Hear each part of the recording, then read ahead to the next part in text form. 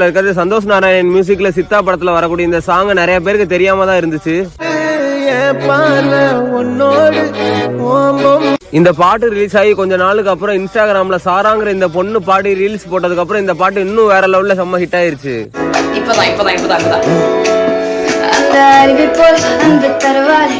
இந்த லிஸ்ட்ல நம்பர் 1ல இருக்கிறது ரிலீஸ் ஆகி கொஞ்ச நாள் வரைக்குமே ஏஆர் ரஹ்மான் மியூசிக்ல தி பாடுன தக் லைஃப் படத்துல வர இந்த சாங் நிறைய பேருக்கு தெரியாம தான் இருந்துச்சு.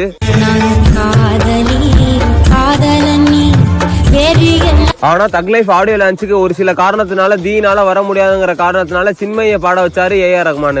வைரமுத்த பத்தின உண்மையை ஓபனா சொன்னனால இவங்களை தமிழ் சினிமால பாடவே முடியாத மாதிரி பேன் பண்ணி வச்சிருந்தாங்க.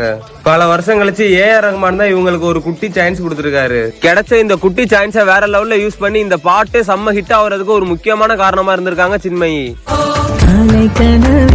காதல் கொண்டே